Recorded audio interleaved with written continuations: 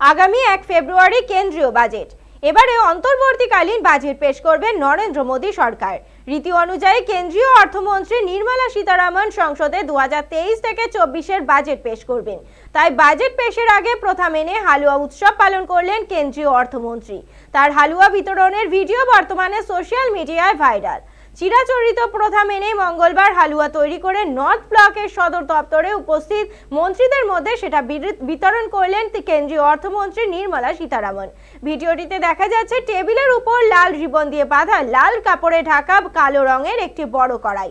সেই কড়াইয়ের রিবন খুলে লাল কাপড় খুলে হাতা দিয়ে হালুয়া নাড়ছেন অর্থমন্ত্রী। নির্মলা সীতারামনের পাশে দাঁড়িয়ে কেন্দ্রীয় প্রতিমন্ত্রী ডাক্তার ভগবত কারাট সহ মন্ত্রকের পদস্থ আধিকারিকেরা শালপাতার বাটিতে করে হালুয়া তুলে সেখানে উপস্থিত সকলের মধ্যে বিতরণ করছেন অর্থমন্ত্রী। প্রসঙ্গত, প্রতি বছরই বাজেট পেশের আগে অর্থ মন্ত্রকের প্রাঙ্গণে হালুয়া উৎসবের আয়োজন করা হয়।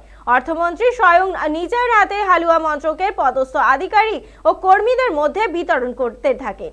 এই হালুয়া উৎসব পালনের একটি সুনির্দিষ্ট কারণ রয়েছে। সাধারণত সংসদে বাজেট পেশের আগে পর্যন্ত বাজেটের নথি অত্যন্ত গোপন রাখা হয়। বাজেট সংক্রান্ত কোনো তথ্য যাতে ফাঁস না হয় তার জন্য হালুয়া উৎসব পালন করেন কেন্দ্রীয় অর্থমন্ত্রী।